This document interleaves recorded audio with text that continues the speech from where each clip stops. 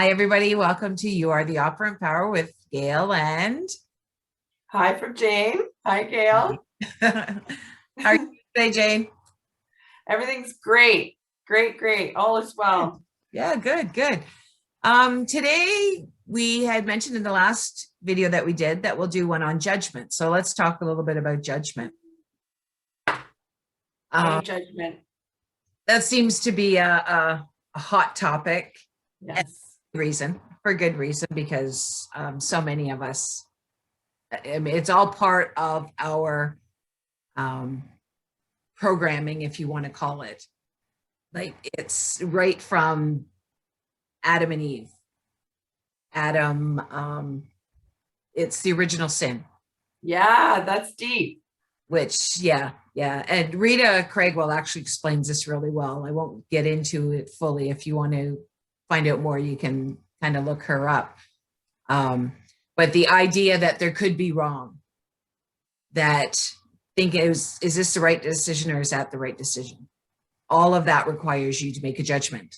And that was the back with Adam was, eat the fruit or not eat the fruit. And so there was consequences for that question of judgment in his head. And obviously we know what he did. So that thought now is within our consciousness. It's been buried into our consciousness, which is why we end up judging and why those thoughts of good and evil, victim, bully, all of that sort of thing. It's natural for us. We're not bad people because we do it. It comes to us naturally. But that doesn't mean that we can't change. Is it in the Bible as an allegory symbolically because it is what split love in two? Like love Well, was that's what union. judgment does. I think it was the only Like, person is that where the split that comes? term is Rita. With the whole judgment is splitting love in two. So you're loving the good, you're loving the bad, you're loving the victim, you're loving the bully. Not that you are, but there is whatever your choice is, you're making it because you love it. But if it's a judgment, it's not a whole love, if that makes sense, because whatever choice you make, there may be somebody else who makes the other choice and think that they're doing right. You're making a choice thinking you made the good choice, and they're maybe choosing a choice that you would think is bad, but they think they're making the good choice.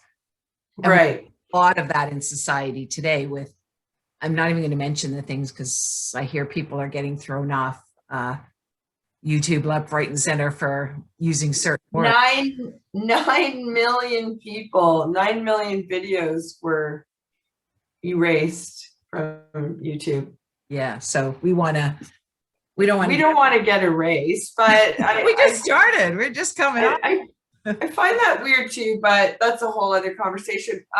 Okay, I wanted to go back to the original sin in the sense that our reactions, because we were talking about reactions and how reactions are very ingrained in us. So in situations where we react, then it's actually not a time when you want to return to this inside your own state of non-react. Well, it's not even non-reactive, is it? Well, it's just non-judgment. Reactions happen. They're natural. When you start walking this road, this pathway, you start understanding that reactions are creative. So whether they're good, bad, or indifferent, right, creating something. So when you start looking at your reactions, you want to, without judgment, just, that's, I really reacted poorly to that, or I really reacted well to that. And what is the reason for that? So if you reacted well to that, it's because I know XYZ has no power over me. So well to that, basically it's because you haven't reacted in love, you've reacted in fear. thinking that there was something that could in some way harm or hurt you. Yeah, so for me, it's like I have a physical feeling in my reactions a lot of times. So I've learned now through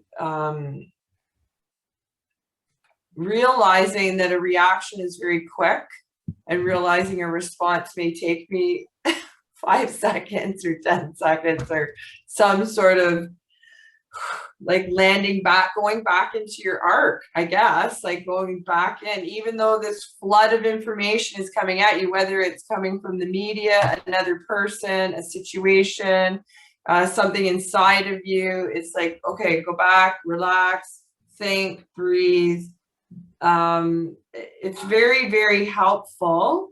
And then it doesn't feed into like, because I had a lot of stuff coming at me this week where I had to resist feeding into it.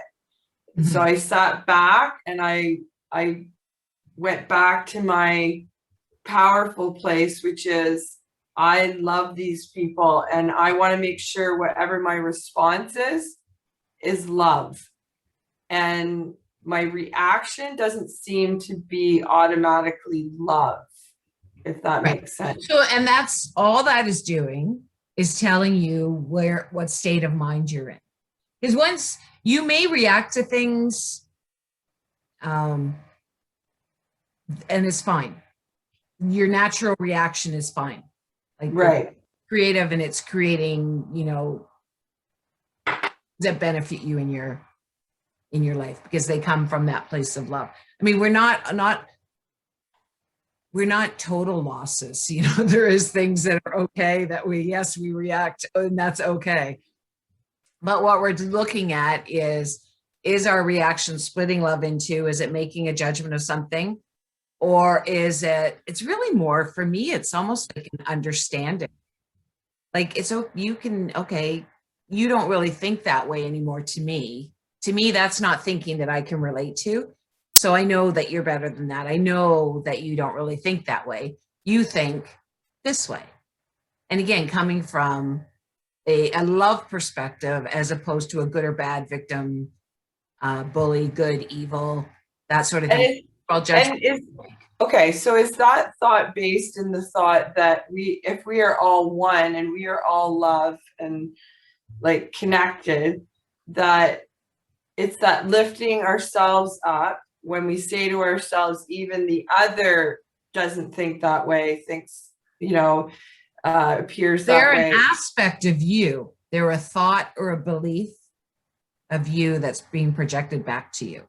Right. So they're just showing you yes consciousness. Well, and it feels like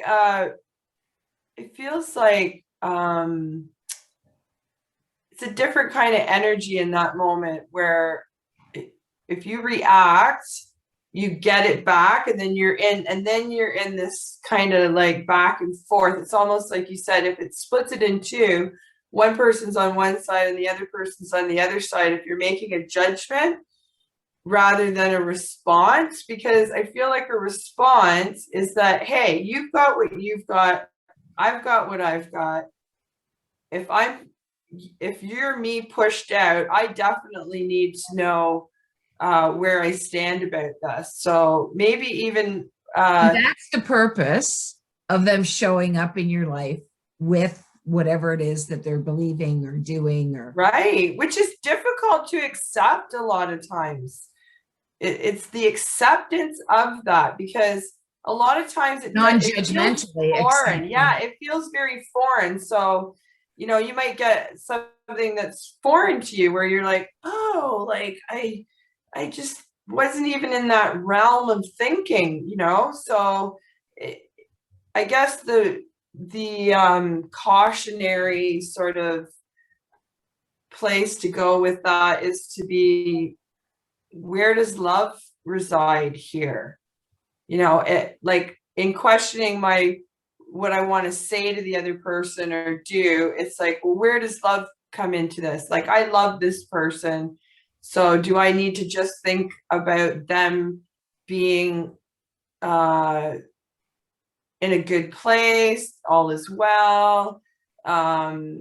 Do I need to feed in? Because I feel like it's almost like an invitation to that old term, like just the term drama. Like, you know, it's like an invitation to kind of pull you, like, the reactionary is like, whereas when you're on understanding somebody and you're connecting with them, it has a different feel. It's more like, oh, we're in this together, you know, like, well, Like not even, they aren't necessarily going to respond right away well, to you. sorry, I should Good. say, we, not being the other person, but me and myself are in this together. That's what I'm saying. So before, I used to think my control was external to me. So I would try to manipulate the outer and that person and their thinking. Right. So when I'm rewiring my brain in that moment, I'm thinking, hey, me and you are good with me and you, right? Like, we're good here, right? Like, you know where you stand, right? It's almost like they're a reminder to you that, hey, do you really stand where you stand, or can Right. something push you out of that state? Well, I think Or even like the next maybe layer, next step to that is they're showing you something that's in your consciousness. If you're aware of it in them, then it's in your consciousness. So the next question is, what are you going to do about it? right. React to it and, create a battle with them about it? Or are you going to recognize it? Oh, okay, that hasn't come up before in my conscious. Okay, it's in my consciousness. I don't agree with what they're saying. I don't think that's how it should be. This is what do I want? This is how I want it to be. I know they're better than thinking like that. I know that they think XYZ. So you're actually changing. If you think, going back to what we talked about with the subconscious in other videos, where the imagination will pick out, this is your belief, which is, again, it's pulling out from your consciousness. Is this what you believe? No, that's not. I used to believe that. I don't believe that anymore. I believe this now. So that creates a new, I think I used, and I don't know if I did this on video or not, but using apples and oranges as an example of, we always reacted being symbolic for an orange. So somebody would say something to me, I'm going to react. Here's an orange. This is my reaction. So now that's not really what I don't want to live the orange life anymore. I want to live an apple life. So now thinking of the apples is coming from, my inner power. So you just presented me with an orange. And so that means that imagination found that orange in my consciousness, and that's the presentation of it. I can react with an orange and create more of that. And those oranges both would then go back into my subconscious purse. Or I can say, no, I don't do oranges anymore. I'm an apple now. And so then I'm like, that orange, I used to like oranges. I don't like oranges anymore. I like apples. And Yeah. so not only has that orange been removed from your consciousness, an apple has replaced it. Okay. Make any sense? Yeah, it makes total sense. Yeah. And it's not enough to just say, I'm okay. Right. Yes, of course. Until you I think there's probably a point you get to where it's natural. No, I don't think like that. I think like this, where it's just kind of, that's your normal, natural reaction. And even if you don't kind of consciously say, no, I think like this, I think you have so many apples in your subconscious person. That's just the natural thing. Well, okay. Pulled. You could compare it to driving a vehicle. So when you first learn a standard vehicle, when you first learn, you're very concentrated on first gear, second gear, third gear, and directing that focus, right? And then eventually your focus becomes completely natural. Yes. It feels inside of me, like an on-off thing when I'm trying to be less reactive. Something's turned on and wants me to go with it, like, and then for me it's like a sort of, okay, let's bring it down into somewhere I can actually feel like I'm in the driver's seat of what I'm going to say, how I'm going to feel about this. And that seems to take a bit of time. Well, but once you, I mean, you can, it doesn't matter as much what you say in the physical world. What matters more is what you, because if you right them, you know, if what they actually said was, Jane, you're an idiot, and what you're hearing from them is, gosh, Jane, you're just the bestest there ever was, then you're going to respond accordingly, right? It doesn't really matter what you say. You're not going to say, I'm not an idiot, you know, because that's a reaction that is going to create more, and it doesn't fit with what you actually think you heard them say, what you revised that you heard them say, right? Yes. But it's if you can just put your focus on, no, I didn't, that's not, and even if you have to, even if you do react, I mean, I think as you do it, becomes easier and easier to not totally react. But if you do react, like, you can revise anytime. I mean, that's one of the things with the laws, right? And I said, we've talked about this in other videos. It's like, you know, you leave a situation, you think, oh shoot, I should have said this, or why didn't I say that? And simply by doing that, you are revising the situation. We just don't realize that we've actually revised it and accepted it as done. We think we have to physically tell them that, and we don't, because we're connected with them in our mind. Interesting, because I feel like that idea that you can change your mind was a toxic. I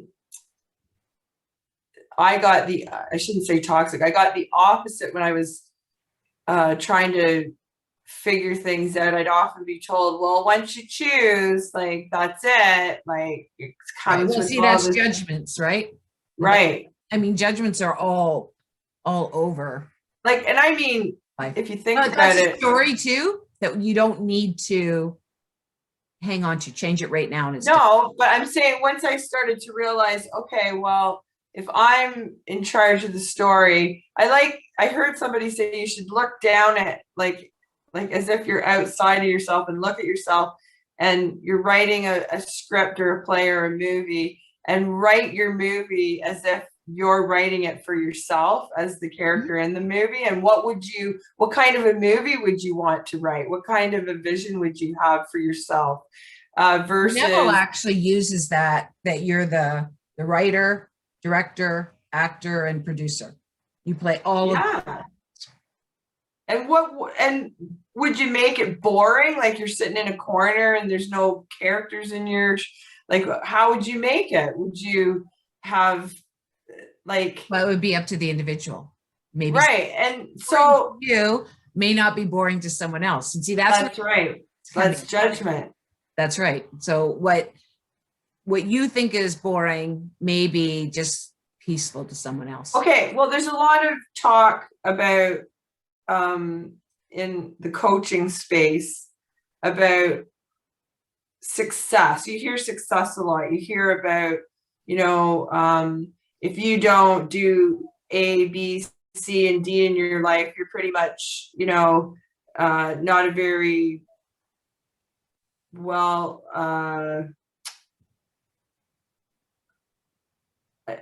I guess you're not as high up as other people. Like, there's a lot of hierarchy, and you know, if you have this job, like the talk, you know, you're gonna. So I wonder if that considers the fact that all stories, no matter what you want, are your story, and that okay. So if you can't define success for me. No. I can't define success for you. I could be living on the street and feel like I was the most successful person in the world, and I would be. It may not be what you would consider success. That's right. And that's why it's, we want to focus more on living less for what other people say and more on what do we want? What is success to us? And I mean, even with that, you know, asking, when you ask yourself, what is success, to me is, yeah, I don't know, say a bigger car. Why does that define success for you? Because it's my neighbors don't, like, I don't know, the stories would, you go through to find out really what success means to you. Because if it's to, you know, to be better than your neighbor, well, is that really successful to you? Because whatever you're judging, and this is another point that we probably really need to make, whatever you're judging, you're going to experience both sides of it. So what you judge of another, you're going to experience both sides. So in the case of, you know, I want, my success is having a nicer car because my neighbors don't have it. Okay, well, you know what? You're going to experience both sides of it. So you're going to have less the car and more of the car, and just enjoy the car. You know what I mean? Like, there doesn't have to be a reason. I have a nice car because I have a nice car. I don't have a nice car because I'm successful. I don't have a nice car because I'm better than the neighbors. You know, I have a nice car because I have a nice car, and enjoy your car. So the judgment, if it came from, if it's sort of the root cause of our reactions, the reactions are letting, like we talked about this, they're letting you know where you're at, where your state of mind is at, right? So if I have Well, like you're being shown what's in your consciousness, and your reactions are telling you whether or not, I guess it's, you're creating things that you want from those reactions. so if you're at war with someone out there, you're at war with yourself. Right. And when you figure out what it is within that situation or yourself or others, whatever it is, when you figure that out for yourself, that feels to me like sort of close to a definition of success, because then I'm in control, and I am all like being the operant power. Like, we always go back to that, but if it's true that I'm the operant power, when I am in that state of I'm operating out of my power, then it feels like, well, I don't know if the word success is the right word. It just feels That's more almost powerful. like a judgment, right? It's almost like a judgment. Yes. Yeah. Well, no, I'm not successful. And so yeah. if you're yes or no. So it's maybe just more like an on-off thing, that rather than a success thing. Like, are you turned on in your power, or are you turned off in your power? So that's a judgment thing. Is it? On, off. Love on. Don't love off. Love Right. Oh, right. That's right. on. Okay, no. Yeah. It's just paying attention to. Yeah. So, I mean, see, and that's how difficult, I mean, this is why it's a journey, right? And the most important thing for yourself is to be non-judgmental, because you come by all this honestly. It's planted, but that doesn't mean that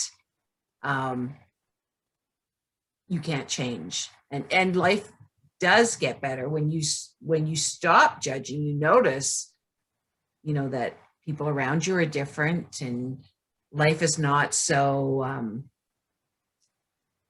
what's a way of describing it? It's like, it's okay.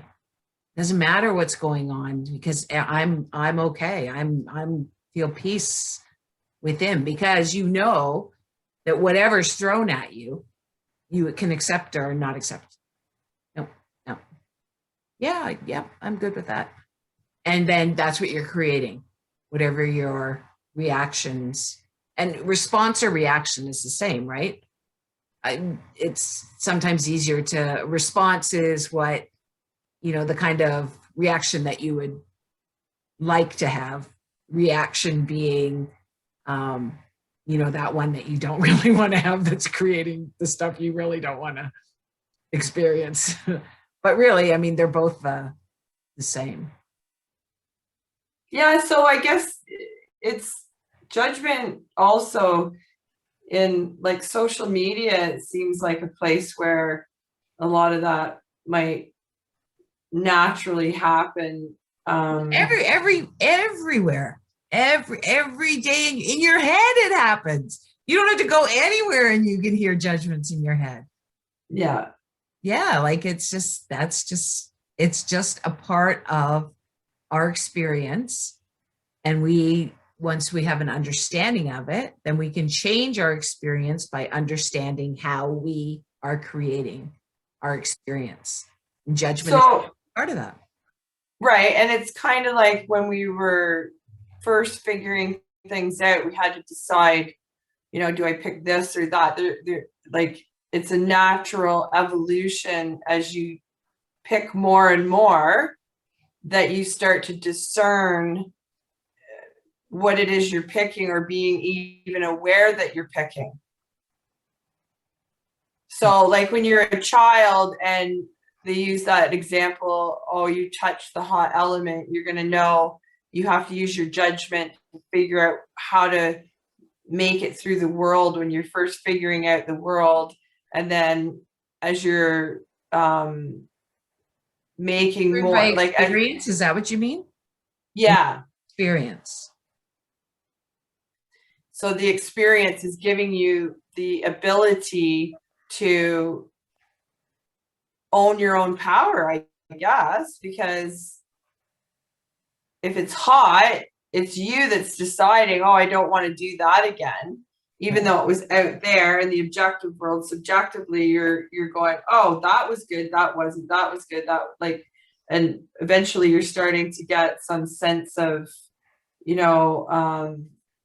what am I choosing? Yeah. And now you bring up a good point because, well, judgment in those cases can benefit us. Yes. No, I don't think like that anymore. This is how I think. So you're making a judgment in that sense, but it's for your benefit. And in being for your benefit, it's for everybody's benefit, because when we start to focus more on, the whole love kind of thinking and not having these kinds of reactions, it ripples out to everybody. Everybody benefits from it. Well, yeah, because I feel that when I lift myself out of those combative states too, like they seem to have like this energy of just, I don't even know. If I lift myself out of that, I feel like I just feel more powerful. I don't feel like I have one of the things I used to recognize long before I knew any of this stuff was that I was the driver in my household for mood. And whatever mood I was in, that was the mood of the household. Yes. I was having a bad day and really cranky. People would come into the room, maybe singing, really happy, and all of a sudden there's a fight breaks out, or an argument breaks out, or a disagreement breaks out. And that was because of my mood. I mean, I didn't understand it at the time, right? I just knew like, oh, Jesus, no good being cranky around here because it just causes problems. I mean, you didn't want to be cranky anyways, but I didn't know any different at the time. But I was able to recognize that, like, oh, okay, if I'm not having a good day, then either I'm not going home or I'm going to get out of this because it's going to be worse. Not, at that time, I wasn't caring about ruining everybody else's day. I just knew my day was not going to get any better because whoever was around me was going to feed into it and I was going to feel worse. Right. Yeah, I get that. Like, I've had that experience where as soon as I'm out of my like good place about myself, what's around me, and in a bad mood, I immediately attract it. Yeah. It's like instant. And it's almost like easier. That whole commiserating thing seems to be It pretty used like to be. I yeah, don't find it easier now, no, but it no, definitely right. used to be. Like Not an easier. who can I talk to? Like, I need to complain to you. Where are you? Like, Jane, I got to complain to you. And Oh my God. now, like, Yeah. Well, and I'm laughing because I can even think in my mind of people I can commiserate with easier than other people now. Not before. Like, I didn't know why I was radiating to that particular person, but now I know that, oh, I'm guaranteed to get some of that if I go there. And now I feel like I want to not feed into that. I just don't want it at all. It's like, no, I don't think that way anymore. Like you said, I'm just like, I don't need to do that. Gosh, that's a lot of wasted energy, and it's very exhausting to do that. well, yeah, because you're creating more of that and you're not helping the person. Or yourself. Creating more for them as well. Yes. Yeah, one thing I don't give, and I haven't really run into that many problems, even along kind of getting to that mindset, is I don't give sympathy. Yeah. I have all the time in the world for somebody, but not to feel sorry for them. And that's not because I'm this meanie. It's because I know what happens if I feel sorry for them. I don't help them at all. And if they're not helped, then I'm not helped. That's going to bring that into my experience. And I'm not interested in that. Right. And I think part of that is the growth in knowing that you are the operant power of those narratives, is that it gives you that middle ground we're talking about, instead of either I'm feeding into it or I don't know what, like there was no alternative in a sense. Right. When now there's an alternative, that you can use that alternative to bring your mind into more of a place of balance, I guess. Yeah. And non-judgment. Non-judgment. The things with being able to do that is when somebody's telling you something, if you can relate to it, then that's your reaction. Yeah. Oh yeah, I can relate to that. And so that is your reaction. That will be your experience. That is what you're holding still in your consciousness. If you're not able to relate to it, and you don't have to make any judgments about it, that's your experience. Okay. I know you're better than that. This is going on in your head, right? I know you're better than that. I know you're, living abundantly, or you're living with lovingly, or with your partner, or whatever it is that the issue is. There's no judgments made on anybody. Oh, you had an affair. No, I know you're better than that. You're living lovingly with your husband, or whatever the case may be. There's just no judgments made about it, because you're not relating. Because to be able to give sympathy, I think you have to really relate to that to be able to, oh my gosh, I feel your pain. Like, no, I don't feel Well, that. and that is I can't feel that. Once you kind of get to that, and I've certainly not totally aced it, but I've been working at this a while with the whole non-judgment thing. It's been very beneficial that very little phases me anymore. Like, oh, that's your experience. Okay, well, whatever. I think This is what I think of you. Well, that's because you now have something solid to go with. Because if you're completely objectifying your life and your decisions and you're out there all the time, it's just like being thrown around in a storm all the time. Like you have no, like I like what you said about being the driver. I often think of my life as when I thought I was a victim.